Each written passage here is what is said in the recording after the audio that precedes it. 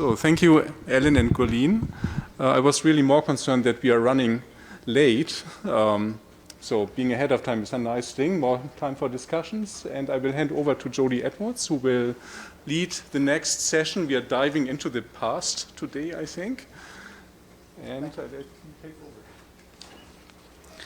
Thank you. Well, we're off to a great start. We're ahead of time.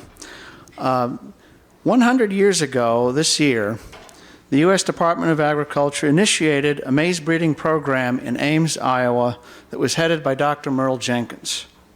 And about the same time, a maize breeding program was started by Henry Wallace to begin producing and selling hybrid corn seed, and eventually gave rise to Pioneer brand corn hybrids. These two programs represented the beginning of hybrid corn breeding in the U.S. Corn Belt, and they represent the core base of germplasm that is still in use today. Our two speakers in this session will provide some historical insights and lessons learned from these two long-running and successful programs. Our first speaker is Dr. Kendall Lamke, who's a professor and head of the Department of Agronomy at Iowa State, and he will be telling us about the USDA ISU maize breeding program here in Ames. Kendall?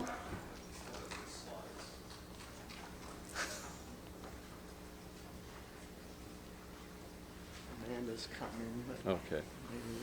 Can I use the cordless mic? Probably just need to turn it off.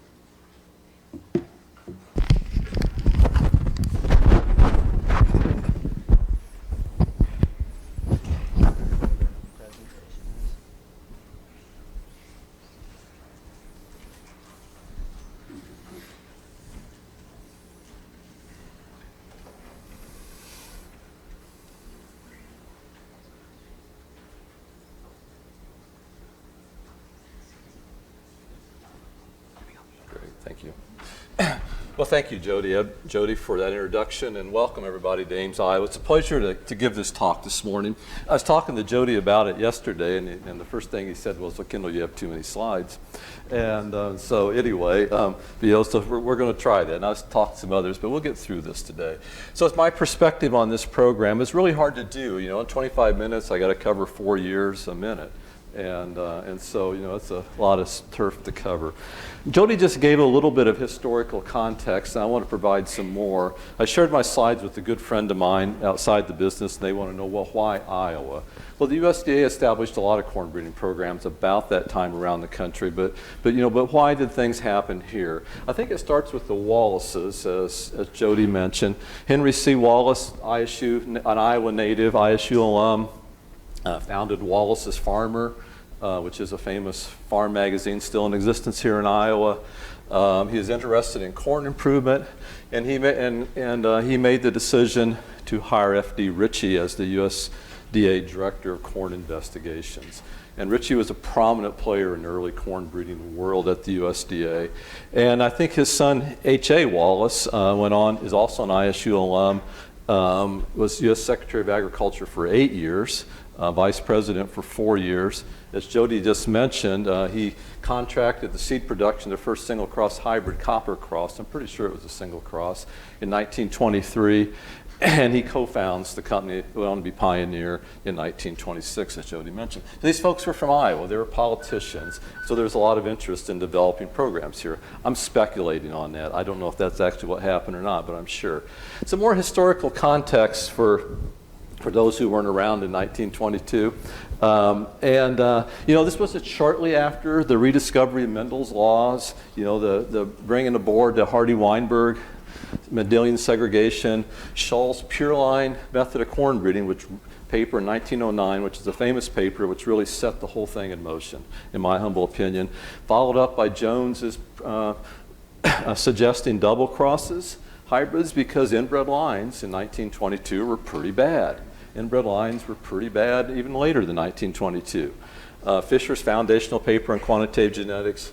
And then, Jenkins proposes recurrent selection for general combinability. Sprague develops Iowa stiff stalk synthetic. The list goes on. Hall suggests specific recurrent selection for specific combinability. These folks were engaged in camps on gene action in corn, is what was going on. It was about gene action, right? Additive dominance. Hall was in the over-dominance camp. He was down at Florida. Comstock tries to pacify everybody with reciprocal recurrent selection, takes advantage of additive and dominance effects. Hall proposes full sieve reciprocal selection in the 60s, which is focused on dominance effects, specific combinability. And so, so a lot was going on, lots of questions. This is kind of the context from Sprague's 1955 paper on corn breeding, which I think is a classic, about where we were at in corn breeding methodology in 1922. Most of the corn developed in the U.S. at that time was under mass selection. They were working with varietal hybridization, ear-to-row selection, which is used as an advanced form of mass selection, really. And then the selection among inbred line era began with the early inbreeding experiments that were conducted mostly out east in the U.S. by Edward East and others. But there's lots of questions then in 1922 when Jenkins was hired, and we'll get to that in a minute. And some of these questions, I think, are still questions today. We just have new technology that we're addressing it with. How to develop inbred lines, source populations, selection among inbreds during inbreeding, whether to test early or not, correlation to an inbred hybrid forms. In fact, I was just talking to someone at a meeting just last week from the industry who's modeling correlation between inbreds and hybrids. That question's been around for a long time. Choice of tester, these things still go on. A lot of theoretical questions. These questions can be put in a lot of places. Gene action and epistasis, though, were probably the biggest ones early on in the years that we were doing this. But inheritance of combinability, maintaining genetic variation, inbreeding depression, and heterosis. I mean, we're still talking about this stuff. Selection response. What we now call G by E by M interaction was on their minds. Of course, right, because they were testing hybrids. And I think field plot technique was really, really important. And I think this is, as I'll point out later, I think this is one of the hallmarks of our program because they were developing how to test hybrids for corn in the field, right? And how you do that makes a big difference on what the outcomes are. So I'm going to talk about the people in the program because I think the people are always the most important thing. And that come out of these things, and that's why you're here as well, I think. I don't know what happened to my slides when they've come up on this computer. They didn't look like this morning, but anyway, but these are the people. The people in gray work for the USDA. The USDA founded this program in 1922, as Jody said, with the hiring of Merle Jenkins. The people in green work for ISU. And so the first thing you'll note is that ISU didn't hire a corn breeder until 1952, and the first corn breeder was Bill Russell. Arnold and I are in green and gray, black or gray, whatever it is, because we've worked both sides of the fence during our careers. You'll notice that Arnold cut me off. Arnold wrote, I should have mentioned this earlier, but Dr. Hollauer wrote a 450-page history of the corn breeding program, which is very helpful in preparing this. And when I was looking at that, I noticed that he cut my career off in 2008. That's because I became a department chair, I think. And so other people were here at the time. I don't have time to spend on all these, but I'm going to pick out 4 people. On this list, the 2 people I'd mentioned the most were Ferd Dickey and Bud Guthrie, because we had a strong European corn borer program here, especially for first and second generation resistance, and that was a big deal. So let's start with Merle Jenkins. I've always been a fan. Merle, as Jody said, was hired by Ritchie in 1922. He got hired into this position with the BS degree, and I just want to point this out because I think it's important. And he didn't get his PhD. He got his PhD on the job at Iowa State 6 years after he was hired. And so with Lindstrom. And Ritchie was on his committee and others, even though they were ARS. He planted a 500-row nursery in 1922. That was probably the most successful 500-row nursery in history of corn breeding in many ways. There may be people who would take exception with that now, but I think it was pretty good. He developed lots of inbred lines out of that nursery. Now, having just arrived, and these are some of those lines. We're not going to go into detail because not all of you are corn breeders and would care about these things, but some of you who are will recognize some of these lines. Most importantly, he came out with double crosses of these lines. The first 4 double crosses are composed of all lines that came out of his original nursery. IA 939 was probably one of the most widely grown double crosses of the era, for sure. Iowa 13 is a famous one as well. and it'll show up a little bit later in the talk. And US 13 was a double cross that came out of 4 different institutions, and probably was a result of some of the double cross prediction stuff that was coming out. It was another very widely grown, all public inbreds. That's my point. What were Jenkins' contributions? Well, he was hired to determine if Shaw and Jones's ideas for U.S. corn improvement would work. That was basically why he was hired here. And his job was to develop inbred lines and double crosses. He did basic research on enhancing inbred line and double cross hybrid development, recurrent selection for general combinability.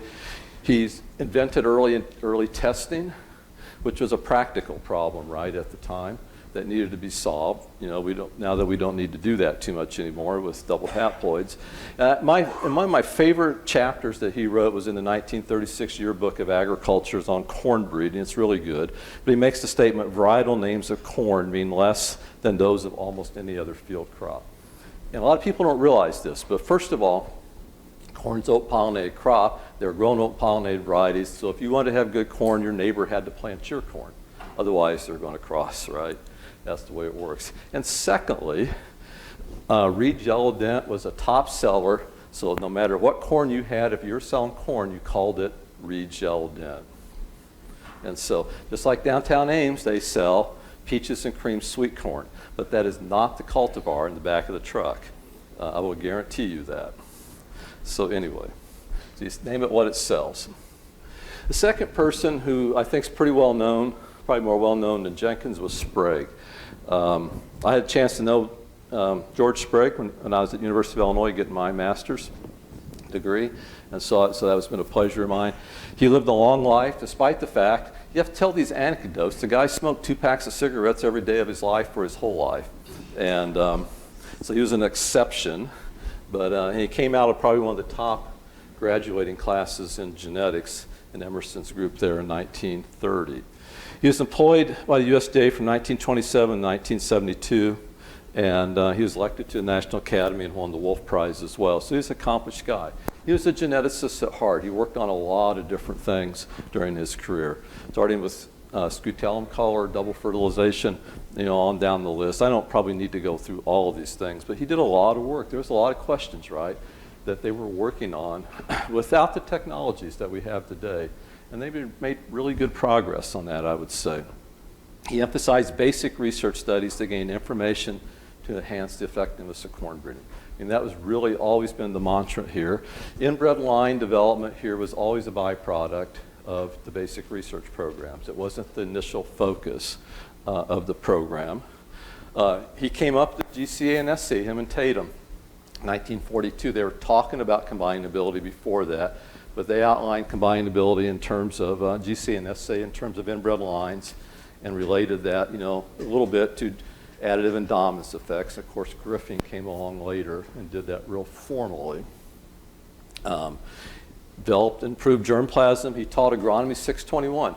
Jinming Yu teaches agronomy 621 today, right? That class is passed down along, but the name hasn't changed during all this time. He's my favorite plant breeding writer. I think his other claim to fame is he hired Arnold Hallauer, and who I think considered one of the foundations of the program. I think it's important to know who he was working with here. This is a list of other people here at Iowa State at that time. Some of those you may know, some of those you may not. But I want to point out Jay Lush in particular, because Jay Lush was probably, he was the top interpreter of Sewell Wright's work in breeding, hands down. Lush invented broad and narrow sense heritability as well. He is a very, very important person in breeding, both plant and animal breeding. We have an auditorium named after him and an endowed chair in our animal science department. Illinois Hazel invented the selection index, right? So these are important people, and Oscar Kempthorne was notorious, but for his work, it was always clear. Sprague didn't develop a lot of inbred lines. And these are all the lists I'm showing you are abbreviated. I can't show everything that everybody did, but the 3 important ones were the ones up there: B10, B14, B37.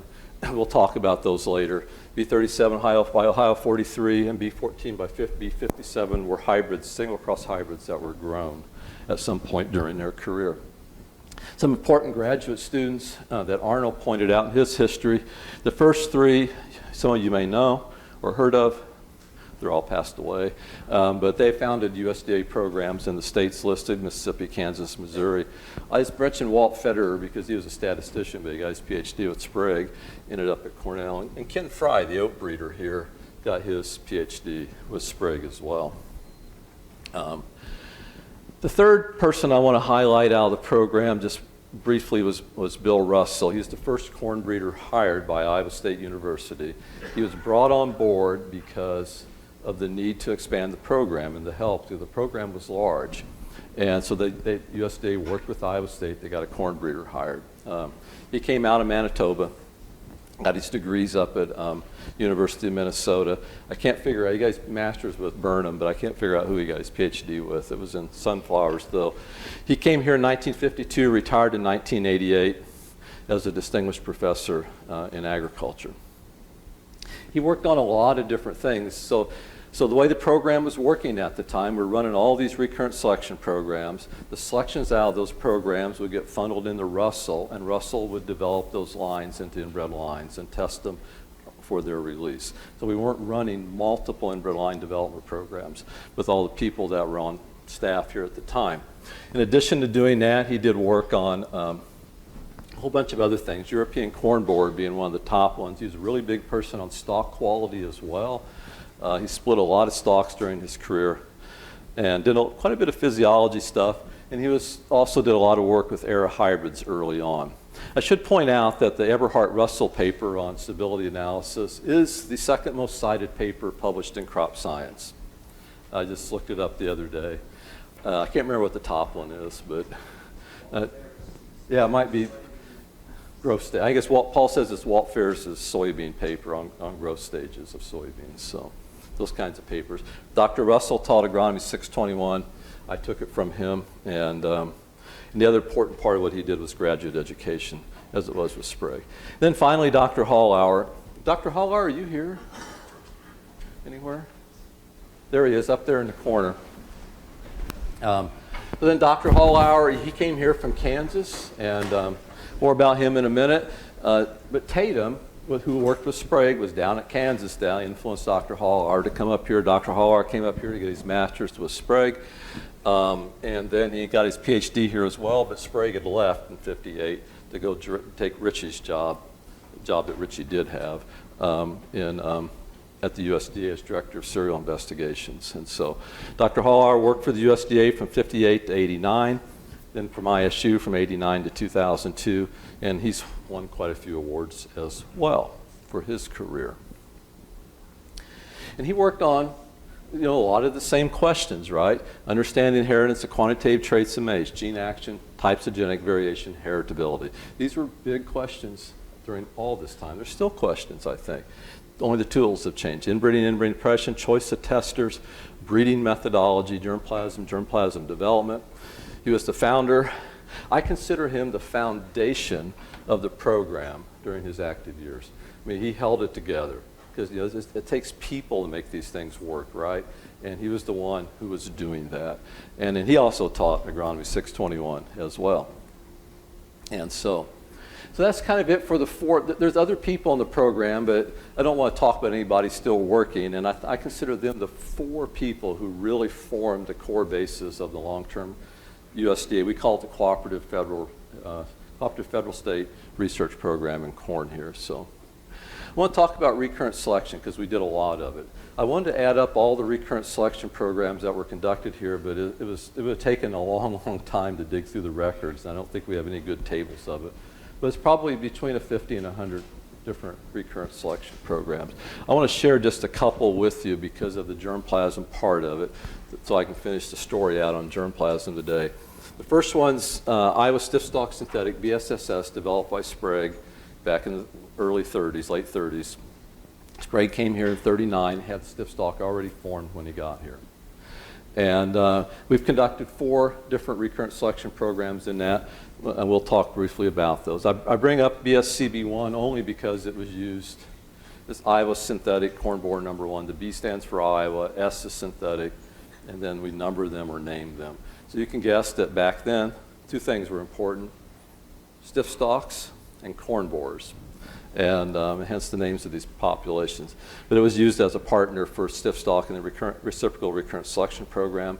Then I want to talk about BS11 briefly because we conducted a method study in it. But Arnold got this population from Bill Brown at Pioneer. It was across the southern prolific germplasm of U.S. Corn Belt lines. And he started full SIB reciprocal selection in that population with another population that Dr. Russell developed called BS10. And that's probably way more than you want to know. I understand. I do want to talk about Iowa stiff stalk synthetic a little bit. Multiple hybrids were a thing back then, and I hadn't actually realized this until I was rereading Sprague's chapter, but this is how they developed Iowa stiff stalk synthetic. 16 lines, they made all the singles, all the doubles, then the double-doubles, so you got a multiple hybrid. They balked them together, and then Sprague defined a synthetic. This may have been the first maize synthetic formed as a random mated multiple hybrid, and they formed Iowa stiff stalk synthetic. They called it BSSS. BSSS. These are the inbred lines, a picture of them. These are from some of Arnold's old stocks. They look pretty good in this picture, but probably most people who pollinate corn can't maintain them. There's an art to maintaining these inbred lines, and so hence double crosses back in the day, correct? And so corn borer was formed in the same way, the pattern, you know, and how they made these things. Random mated, double crosses formed this Iowa corn borer synthetic number 1. There's like 9 of these synthetics named that they put together. And these are the inbred lines in that one, pictures of the ears. A little bit better looking lines in general. They're a little bit easier to maintain. Jody Edwards has all these lines on display out the field day on Wednesday, so I was just out yesterday looking through them. 4 programs in stiff stalk were important. They started half SIB selection for general combinability in 1939 using Iowa 13 to double cross that Jenkins developed as the tester. And they completed 7 cycles of selection. Then in 1949, Sprague started reciprocal recurrent selection because Comstock published a paper that year on reciprocal recurrent selection. Obviously, he knew about it before it got published, and we completed. Well, Jody told me the other day he's got 20 cycles done in the program. We won't go into the details. It's been going on a while, continuously since then, about on a 3-year cycle time.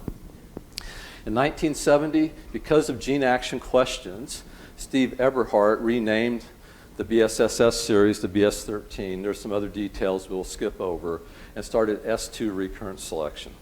There was a big debate about whether selection among inbreds would increase population performance and hybrid performance.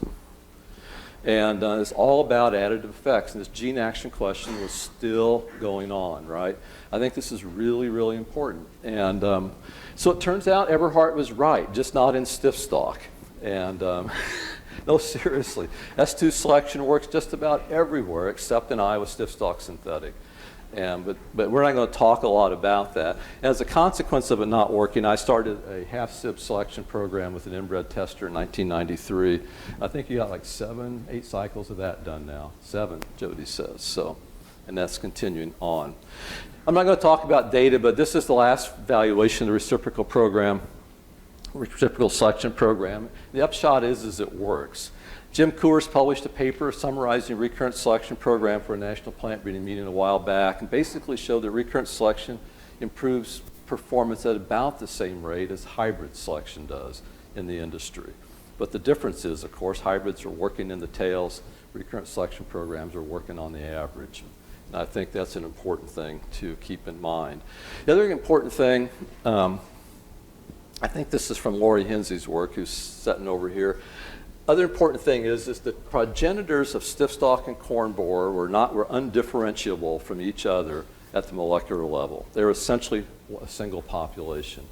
And reciprocal recurrent selection drove these populations apart and created new heterotic groups. This is also really important. This is what reciprocal selection was supposed to do, and it's what it ended up doing. So it created this genetic distance between them, and also and selection drift created a genetic distance from the original source population. So these populations were undifferentiable in the beginning. They became differentiated with selection. Because remember what Jenkins said about old pollinated corn in Iowa, it was pretty much all the same. We published a paper on that. There's almost no population subdivision among the collected open pollinated varieties of corn that we have right now. They're essentially one big random mating population with local characteristic, phenotypic characteristics differentiating them. But the inbred lines is what I want to talk about now, and to get back to how Jody introduced this topic to start with. So these are the inbred lines that came out of this program, and some of those are supposed to be highlighted, but they kind of are. We're going to talk about 4 of them in a minute, 4 important ones, B14, B37, and B73, and B84. But these are the lines that came out of the program. Remember, these lines were being run through inbred line development programs outside of them. Out of the reciprocal selection program, it didn't produce nearly as many inbred lines. And none of these lines really went on to be widely used, although I think several of them were used in commercial breeding programs. Lots of recoveries from these lines. Lots of recoveries. So these lines were really, Arnold summarized this in 2002, but hundreds of recoveries from all of these lines and straight out of stiff stalk as well. So this formed a really important part of the germplasm base. Now let me point out BS11 just briefly because we did run a big selection method study in it, back to the S2 story, right? And this is where we learned that, well, S2 selection does work in some contexts, and we ran this program got started by, the full reciprocal program started by Howie Smith, and he was in the program, started the methods thing. Arnold and I finished it up. The other anecdote here is I think the first grant that we got in the corn breeding program was for running this program. Arnold did most of the writing, and it turned out that the panel manager was Dave Timothy, if I remember correctly, at North Carolina State. And he wanted to fund a breeding project. You know, you talk a lot about getting breeding programs funded. We got 2 grants in a row on this. It's back when we were doing this project, we were broke. USDA money was like a sine wave, right? And so we didn't have any money. So that helped out on that. We also conducted a effective population size selection experiment. Unfortunately, it wasn't replicated, but it shows that, well, 5's not enough and 10's probably okay. That's all I wanted to say about that. So I think I'm going to be on time here. Now I want to talk about germplasm and its impact on the corn industry. And this is from Darren Zuber did a couple of surveys of the industry about the use of public inbred lines. And B73 comes in at the top of this list in 1985. And B37 is down on the list. But look at the rest of these. And B14 is frequently a line that's overlooked in its importance in corn. But all these lines listed there are B14 recoveries. B14 had the characteristic that it was easy to get early versions of it. And so hence you see all these Minnesota and Canada lines coming out of there, able to early that line up and keep its hybrid performance, which is something that was really difficult to do with B73. To be frank about it. These lines were widely used commercially. And then if you look at the comparison, this table on the right there compares the 1979 survey they did with the 1985 survey. I'm not going to go into the details. They're just not relevant. I just want to point out that the germplasm out of this program that Jenkins and Prague established became the foundation of one-sided heterotic pattern of the entire industry. Was it luck? Was it chance? I don't know. But that's how it worked out. And it's been that way ever. And we hadn't gotten any royalties on this, folks. No royalties. Otherwise, we'd be doing something else right now. We'd be rich. 2020, Mark Michael published this paper, Crop Science, looking at the most frequently used parental inbreds to develop the PVP lines that are out there. So Mark's done a lot of work on this. There's lots of other papers, but the point I want to make here is that B73 is sitting down there on the bottom, right? Probably some of these other lines are related to B73. You'll see some other public lines in there, B14, H99, MO17, A632, B37, B84, CM105. That's a Canada Morden line. Some other lines, I don't actually know what they are. And then some commercial lines as well that are probably related to one of those other lines in some ways as well. And then this is a grouping of the heterotic patterns. There's lots of discussions about heterotic patterns in corn, what they are, but first of all, they're human-made. And That's what happens. That's what heterotic patterns are. The top right of this graph out of Michael's paper is what we call the non-stiff stalk heterotic pattern. And it shows the subgroupings of it, the idents, Lancasters, Ohio 43s, public lines. The bottom side of it towards me is the stiff stalk side of it.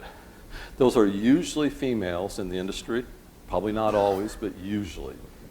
And you can see the subgroupings within them and the dominance of the germplasm that came out of these early programs. And it's still relevant today, folks, in 2022. So this is the lasting effect, I think, of breeding programs. And I think the need for continuity in the programs over time and how we maintain that going into the future is a question, I think, that's probably on a lot of people's minds in this room, honestly. So some closing thoughts of mine. So what was special about the program? It was a special place. It was a place I wanted to be in graduate school for sure. And it was a dynamic place. We did a lot of work in the field, but that's the way the program is oriented, and that's how plant breeding's got to be in some ways, right? But I think the most important thing about the program were the people and their dedication to the mission of maintaining germplasm, educating graduate students, and the plant breeding in general. I think that's really, really important. And they were a dedicated group. They still are. So germplasm development, I've mentioned this. I think we got to give the USDA, back then they weren't the ARS, today they are, a lot of credit because they have helped maintain this continuity. In fact, they have been the continuous piece of the whole puzzle. State funds come and go. USDA funds can come and go too. But they've been consistent in keeping this program going here at Iowa State. Two of the members are studying up front here, Paul and, three, Thomas and Jody. We have excellent records. The record keeping was excellent. I think the foundation of any good plant breeding program has to be excellent record keeping. We have all of our records going all the way back to 1922. All of our nursery books, all of our annual reports, and all of our data. It's really unique. And that's really, really important as well. And that gives us the ability to do a lot of things.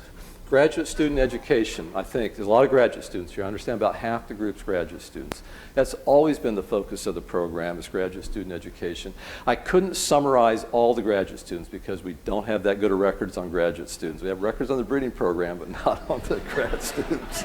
So you can tell which is more important to keep track of.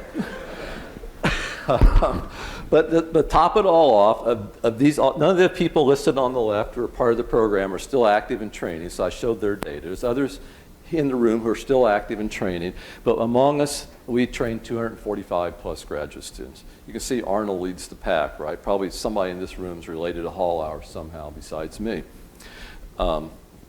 And then in our plant breeding program in general at ISU, from what I could tell from the data I've been given since '98 and all of plant breeding, we've had about 247 degrees we've given out, split between PhDs and MSs, as you show there. So grad student education was a really important part of this. I think this is my last slide. Yeah, it is. That one more after this. I think field plot technique and data management was our real hallmark, though. I think it's the most important thing about our program, in my personal opinion, besides the germplasm.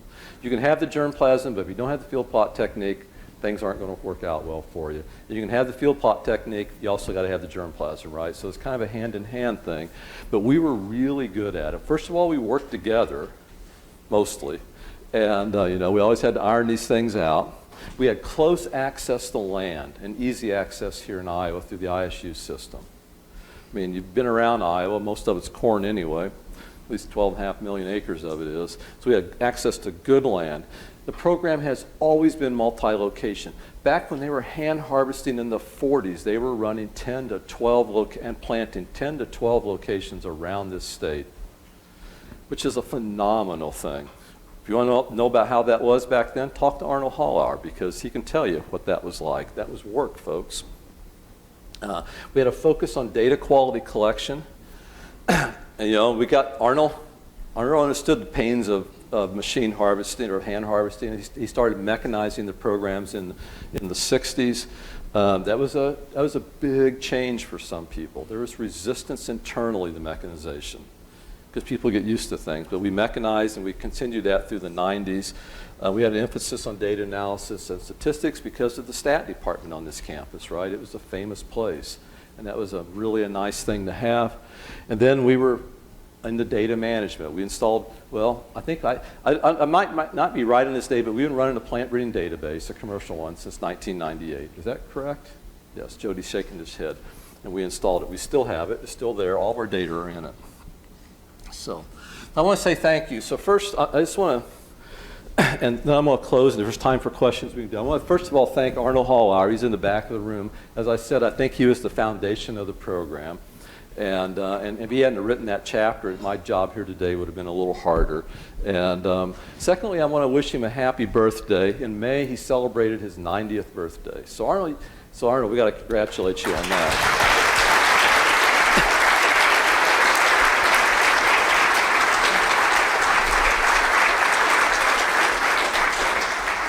So corn breeders tend to be long-lived, and so I'm hoping somehow this washes off on me. And so with that, if there's time for questions, I'll take them, but I don't think there is there? Oh, well.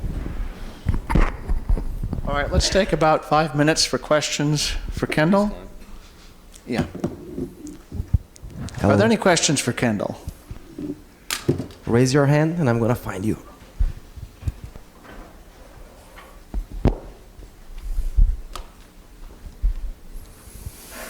Excellent presentation. I wondered if you could speak to the cooperation between the university and the USDA, and how you see that in the future being important. It seemed like pretty critical in this case. Yeah, no, I think it is. So I think the most complex issue moving forward in these cooperations is how our programs get funded now. I think that's why the USDA is still so important, right? So at the university level, we're all running on grants now, right? We have no hatch money left in our system here. We're not funding anything internally, so it's really, really hard to maintain the kind of continuity in the breeding program like that without that. The Raymond F. Baker Center for Plant Breeding has been a big help to keep some of these things going. But on the state side, otherwise, we're like doing what everybody else who works in the public sector is doing. We're chasing grants to keep money coming in to do the things we love to do, research and train graduate students and write papers. So I think it's really hard. And I think there's a lack of vision institutionally and nationally in this country in agriculture. I probably shouldn't say things like that, but that's how I feel. And I don't think we have a plan for down the road for how things are going to turn out in plant breeding and agronomy and all these things. But yeah, so I think we're winging it right now. And I think the program continues because of the people want it to. One more question. Erwin? For a great talk, Kendall. I wondered, building on that last question, if you might predict what you might predict for the next 100 years with respect to public germplasm releases. You showed so beautifully how this public germplasm made an enormous difference, not only in Iowa, but in the entire country and probably the world. What's the next 100 years going to look like with respect to public germplasm releases? Oh, Erwin, that's a great question. I don't know that I know.